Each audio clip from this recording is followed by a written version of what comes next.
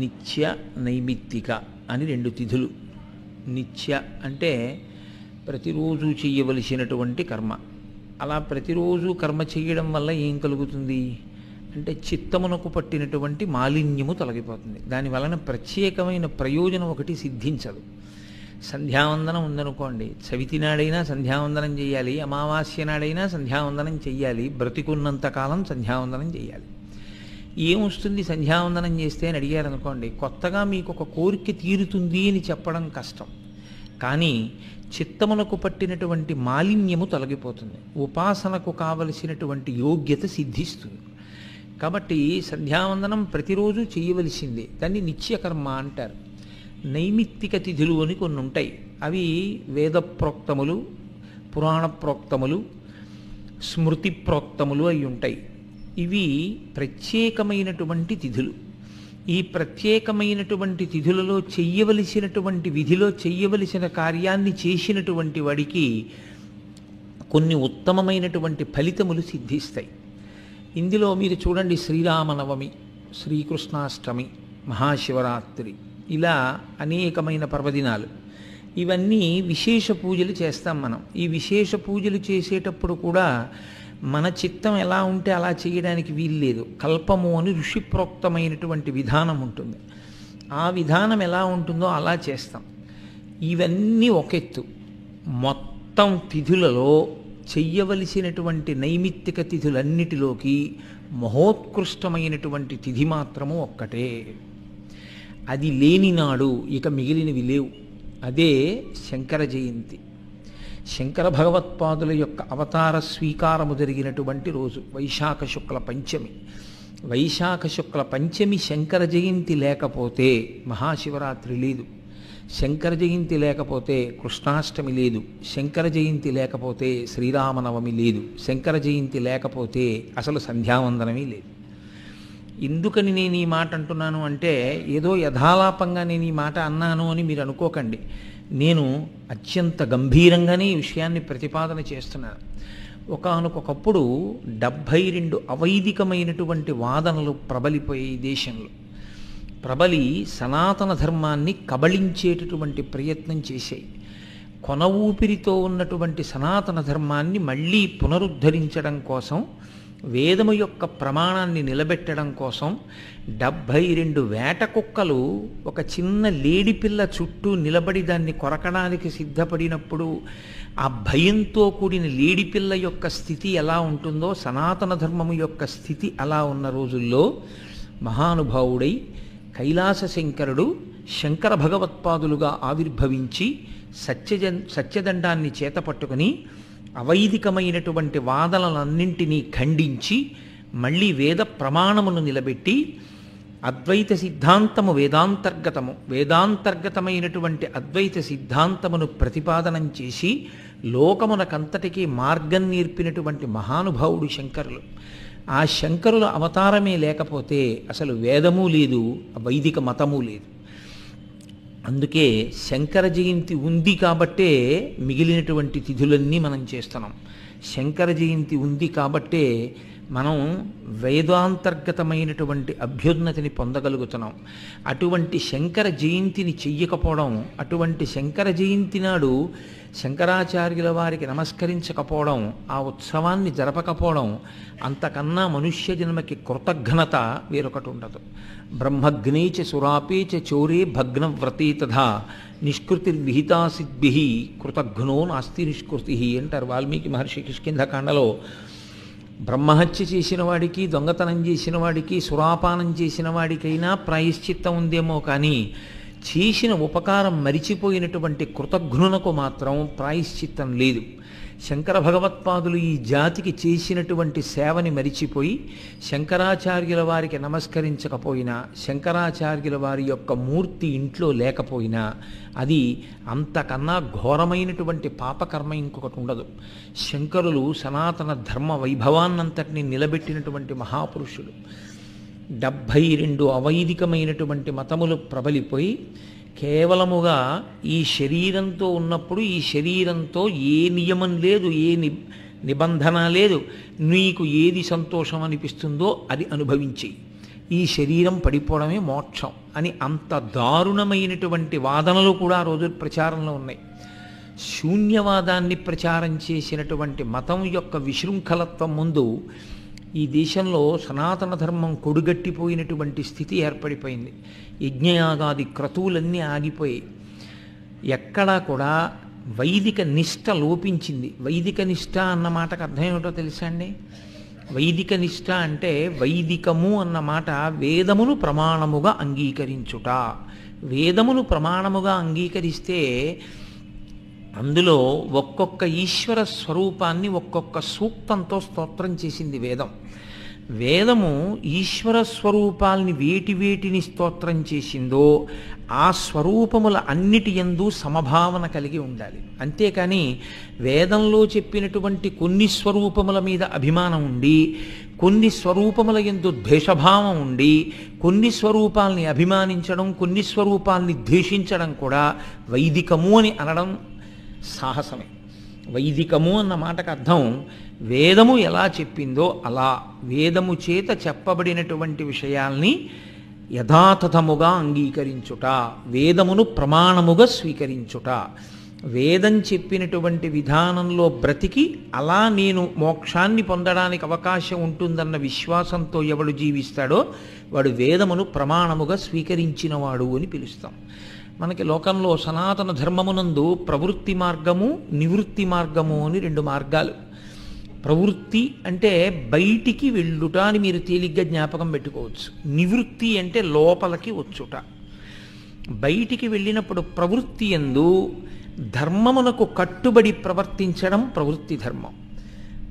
అసలు ఈ ప్రవర్తించడం అనేటటువంటిది, మనస్సు అనేది, ఆలోచనలన్నవి ఎక్కడి నుంచి కదిలి బయటికి వస్తున్నాయో అది నీ యథార్థమైన స్వరూపం కాబట్టి వెనక్కి తిరిగి అక్కడికి వెళ్ళి ఏ కదలిక లేకుండా ఉండిపోయి మోక్షమును పొందడం నివృత్తి మార్గం. ఈ ప్రవృత్తి మార్గాన్ని, నివృత్తి మార్గాన్ని కూడా మనకి గురువులు సూచన చేశారు.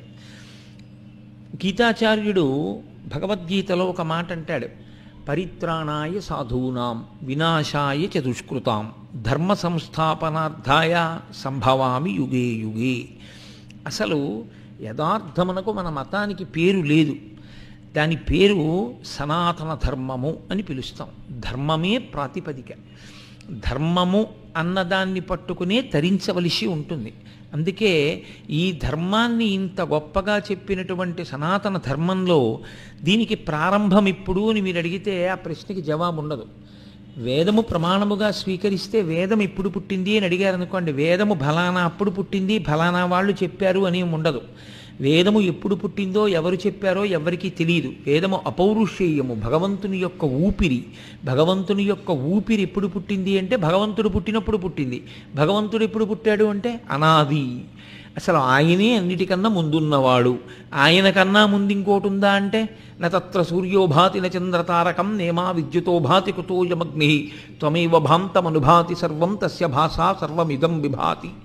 లోకంబులు లోకేశులు లోకస్తులు తెగిన తుది అలోకంబగు పింజీకటి కావల యవ్వండే కాకృతి వెలుగు అతని నీ సేవింతున్నంటారు పోతన గారు. అన్నీ వెళ్ళిపోయినా తాను మాత్రం వెళ్లకుండా ఏ ఒక్క పరంజ్యోతి సమస్త కాలముల యందు ప్రకాశిస్తూ ఉంటుందో అది పరమాత్మ స్వరూపం. అటువంటి పరమాత్మ స్వరూపమైనటువంటి భగవానుడు గీతాచార్యుడుగా మొట్టమొదటి జగద్గురువు. అందుకే ఆయన్ని కృష్ణం వందే జగద్గురుం అని పిలుస్తాం.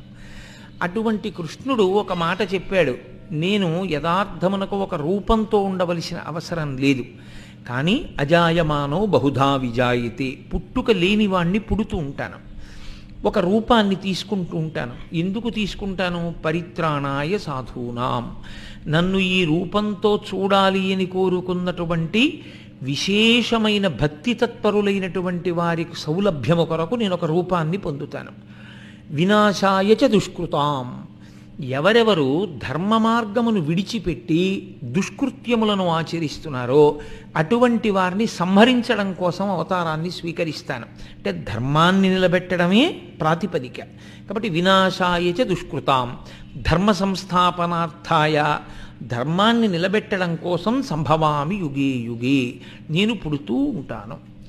కానీ మీరు ఒక్క విషయం జాగ్రత్తగా ఆలోచించండి. గీతాచార్యుడు ఈ మాట చెప్పాడు. ఇది కలియుగానికి పూర్వం ఉన్న యుగాలకి సరిపోయింది ఈ మాట. ఎందుచేత అంటే ఏదో కొద్దిమంది రాక్షసులు అక్కడక్కడ ఉండేవారు. పైగా ఆ రాక్షసుల యొక్క ఉపాధి తెలిసేది. ఇదిగో వీడు రాక్షసుడు, వీడు మనుష్యుడు అని తెలిసేది. అలా తెలిసేది కాబట్టి రాక్షస ఉపాధిని పడగొట్టేస్తే ఇంకా మిగిలిన వారికి భయం ఉండదు.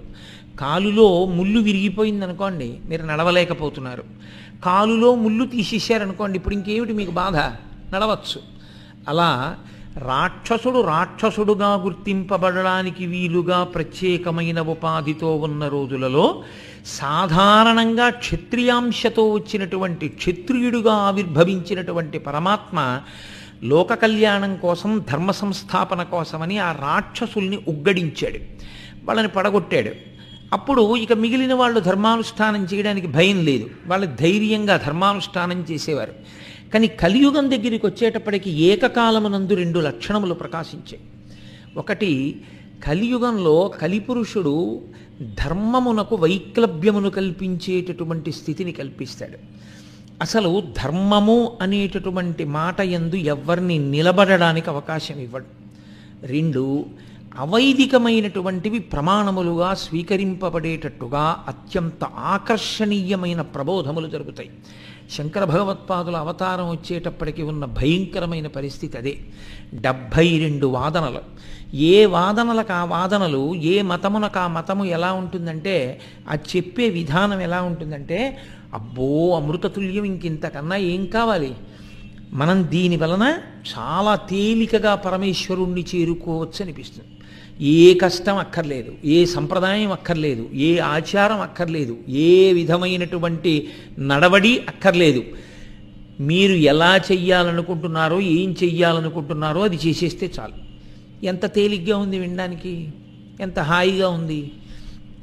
అవైదికం అంటే వేదప్రోక్తము కానిది, వేదము చెప్పనటువంటి వాణ్ణి వీడు సృజించి చెప్పేయడం మొదలు పెడతాడు.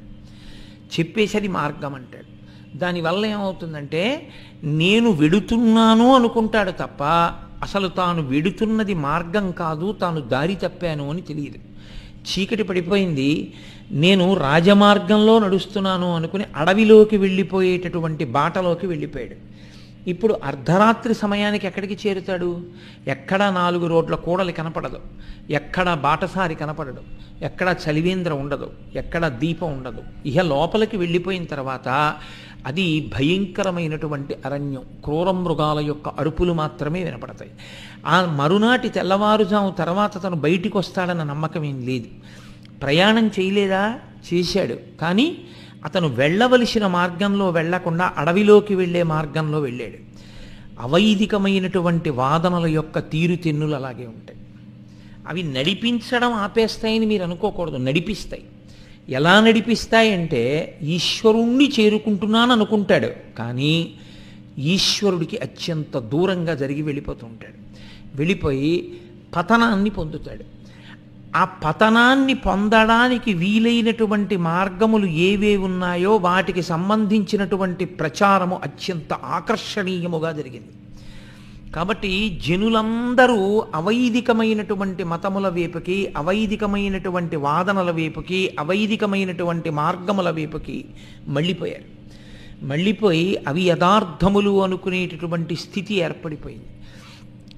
అసలు వైదిక ప్రమాణాన్ని నిలబెట్టవలసినటువంటి అవసరం ఒకటి వచ్చింది. ఇప్పుడు మీరు ఎంతమందిని చంపుతారు? ఒకప్పుడైతే వినాశాయ చతుష్కృతాం, ఒక రాక్షసుణ్ణి చంపేస్తే ఆ రాక్షసుణ్ణి ఆశ్రయించినటువంటి 1,00,000 మందిని చంపేస్తే మిగిలిన వాళ్ళు ధర్మానుష్ఠానం చేస్తారు. కలియుగానికి ఉన్నటువంటి మొదటి ఇబ్బందికరమైన లక్షణం, తేలికగా ఆకర్షణీయముగా ఉండేటటువంటి మార్గముల వైపుకి వేద ప్రమాణమును విడిచిపెట్టి, కష్టమైన మనం ఆచారాన్ని పట్టుకోవాలి, సంప్రదాయాన్ని పట్టుకోవాలి, ఈ పదంలో ప్రయాణించాలనేటటువంటి కృతనిశ్చయం నుంచి వైముఖ్యాన్ని కల్పించి తేలికగా నడవచ్చనిపించేటటువంటి మార్గముల వైపుకి నడవగలిగినటువంటి బుద్ధి ప్రచోదనాన్ని చెయ్యగలిగిన శక్తి కలియుగానికి ఉంటుంది. కలియుగానికి ఉన్నటువంటి గొప్ప లక్షణం ఏమిటంటే, వ్యాసుడు కలిస్సాధు కలిస్సాధు కలిస్సాధు అంటాడు 3 మాటలు. కలియుగంలో మీరు మిగిలిన యుగాల్లో చేసినంత ప్రయత్నం చెయ్యక్కర్లేదు ఈశ్వరుడి వైపుకి నడవడానికి. మిగిలిన యుగాల్లో తపస్సు చెయ్యాలి, యజ్ఞం చెయ్యాలి, యాగం చెయ్యాలి. ఇప్పుడు చెయ్యొద్దని నేను అనను, కానీ కలియుగంలో భగవన్నామమును చెప్పగలిగితే చాలు. భగవంతుడు చెప్పినటువంటి మార్గమైన వైదిక మార్గాన్ని నమ్మి ఉండి ఆచరించాలనేటటువంటి పూనికతో నిలబడగలిగితే చాలు. ధర్మము అన్నది నిచ్చెన ఎక్కుట అని మీరు గుర్తుపెట్టుకోవాలి. నిచ్చెన ఎక్కేటప్పుడు మీకు 2 లక్షణాలు ఉంటాయి. ఒకటి ఎక్కడం జరుగుతుంది, 2 విడవడం జరుగుతుంది. ఈ 2 జరగడమే నిచ్చెన ఎక్కడం. నేను అంతఃపురంలో పైన ఉన్నటువంటి గదిని చేరుకోవాలి అనుకున్నాను అనుకోండి, ఒక పెద్ద నిచ్చెన వేశారు. ఇప్పుడు నేను ఆ నిచ్చెన మించి ఎక్కి పై గదిని చేరుకోగలను. 1వ మెట్టు మీద కాలేశాను అంటే నేను పైకి చేరిపోయినట్ట కాదు.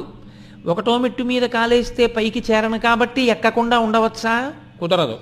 1వ మెట్టు మీద కాలు వేయడం దేనికి అంటే అంతఃపురాన్ని చేరుకునేటటువంటి మార్గంలో ప్రయాణాన్ని ప్రారంభం చేయడానికి. కాబట్టి 1వ మెట్టు మీద కాలు వేసిన నేను అక్కడ ఆగిపోకుండా 2వ మెట్టు మీద ఓ కాలేసి 1వ మెట్టు మీద ఉన్న కాలు తీసేస్తాను. ఇప్పుడు కాలు తీసేశాను కాబట్టి 1వ మెట్టు నేను విడిచిపెట్టినట్ట, 1వ మెట్టు యొక్క ప్రయోజనమును పొందేసినట్ట? 1వ మెట్టు నేను విడిచిపెట్టలేదు, 1వ మెట్టు యొక్క ప్రయోజనాన్ని నేను పొందాను. ఇప్పుడు 2వ మెట్టు మీద నిలబడ్డాను. 3వ మెట్టు మీద కాలు వేసి 2వ మెట్టు మీద కాలు తీసేశాను అంటే 2వ మెట్టు వదిలిపెట్టేశానా? 2వ మెట్టు యొక్క ప్రయోజనాన్ని పొందడం వల్ల 3వ మెట్టు మీద నిలబడ్డానా? 2వ మెట్టు యొక్క ప్రయోజనాన్ని పొందడం వల్ల 3వ మెట్టు మీద నిలబడ్డాను. ఇప్పుడు ఒక్కొక్క మెట్టు యొక్క ప్రయోజనాన్ని పొందుతూ చిట్ట చివరికి నేను అంతఃపురంలో నేను చేరవలసిన గదికి చేరిపోయాను. ఇప్పుడు నేను నిచ్చెన అవతలకు పారేశాను అనుకోండి. ఇప్పుడు నేను కృతజ్ఞుడనా? మార్గమును విడిచిపెట్టానా? ఆ మార్గము వలన పొందవలసిన ప్రయోజన సిద్ధిని నేను పొందేశాను. అది దాని అర్థం. ధర్మము అన్న మాటకు అర్థం ఏమిటో తెలుసా? మీరు పట్టుకుని ఎక్కుతూ పట్టుకోవలసింది పట్టుకుంటూ విడిచిపెట్టవలసింది విడిచిపెడుతూ నడవవలసినటువంటి మార్గమునకు ధర్మమని పేరు. అందుకే పట్టు విడుపు ఉండాలండి అంటారు. బ్రహ్మచర్యంలో ఉన్నాడనుకోండి, ఏదో కేశఖండనం చేసుకోకూడదు, రుచికరమైన ఆహారం కోసం వెంపర్లాడకూడదు, గురుపత్ని చేత్తో ఏది పెట్టారో అది తింటారు, చక్కగా చదువు మీద శ్రద్ధ పెడతాడు. గృహస్థాశ్రమంలోకి వచ్చాడనుకోండి, ఇక బ్రహ్మచర్యంలా ఉండడు, భార్యతో కలిసి సంతోషంగా ఉంటాడు, తాంబూలం వేసుకుంటాడు, చక్కటి రుచికరమైనటువంటి భోజనాన్ని స్వీకరిస్తాడు, రేపటి కొరకు అని కొంత పదార్థాన్ని దాచుకుంటాడు. ఇవన్నీ గృహస్థాశ్రమంలో చేస్తాడు. వానప్రస్థానికి వెళ్ళాడు, ఈ రెండిటికి భిన్నంగా అక్కడ జీవిస్తాడు. సన్యాసానికి వెళ్ళాడు, ఇవన్నీ కూడా విడిచిపెడతాడు. సన్యాసమునందు ఏం చేశాడు? ఈశ్వరుని యొక్క దర్శనమును అపేక్షించి అన్నీ విడిచిపెట్టి ఆయన ఒక్కడే పట్టుకున్నాడు. ఆయననే చేరి దీన్ని కూడా విడిచిపెట్టాడు. ఇప్పుడు ఒక్కొక్కటి పట్టుకుని ఒక్కొక్కటి విడిచిపెట్టడమే సనాతన ధర్మం. అందుకే ఆశ్రమాలు వచ్చాయి. ఆశ్రమం అంటే నా ఉద్దేశ్యం ఇంకొకటి కాదు. బ్రహ్మచర్యము ఒక ఆశ్రమము, గృహస్థాశ్రమము ఒక ఆశ్రమము, వానప్రస్థం ఒక ఆశ్రమము, సన్యాసం ఒక ఆశ్రమము. 4 ఆశ్రమములు. ఇవి ఎందుకు వచ్చాయి? ఏ ఆశ్రమంలో ఎంత ప్రయోజనాన్ని పొందాలో అంత ప్రయోజనాన్ని పొంది ఆ ఆశ్రమాన్ని విడిచిపెట్టి దాని వలన చేకూరినటువంటి ఫలితాన్ని పట్టుకుని 2వ ఆశ్రమంలోకి వెడితే పువ్వు పిందెయ్యి, పిందె దోరకాయ, దోరకాయ పండైన తరువాత రంగుమారి బాగా తీయటి రసాన్ని పొంది ఇప్పటి వరకు ముచికని విడిచిపెట్టకుండా గట్టిగా పట్టుకున్న కాయ పండిపోయిన తర్వాత తనంత తాను ముచిక నుంచి విడిపోయినట్టు చిట్ట చివర తనంత తాను ఈ శరీరము నేను కాదని తెలుసుకుని దాని నుంచి విడివడి ఆత్మగా నిలబడగలిగినటువంటి ప్రజ్ఞకి ఎదగడమే ధర్మాచరణము అని పేరు. అది ఈశ్వరుణ్ణి చేరుకునేటటువంటి పథం. అలా ఈశ్వరుణ్ణి చేరుకునేటటువంటి పథమైనటువంటి ధర్మము సనాతన ధర్మాంతర్గతము. వేదము చేత ప్రోక్తమై ఉంది, వేదము చేత చెప్పబడి ఉంది. అటువంటి వేదమును ప్రమాణము కాదు అని తిరస్కరించి వెళ్ళిపోవడం చేత జనులందరూ పతనమవుతున్నారు. తేలిక మార్గం కలియుగంలో భగవన్నామం చెప్పుకుని తరించవచ్చు. కలియుగానికే ఉన్న 2వ లక్షణం, ఏది చాలా ఆకర్షణీయంగా ఉందనిపించిందో అటువైపుకి వెళ్ళిపోయి వైదికమైనటువంటి మార్గాన్ని విడిచిపెట్టుకుంటూ ఉండడం, అరణ్యంలోకి వెళ్ళిపోతూ ఉండడం. ఇదిగో ఈ స్థితి నుంచి జాతిని ఉద్ధరించాలి. అందుకొచ్చింది శంకరాచార్య స్వామి వారి యొక్క అవతారం.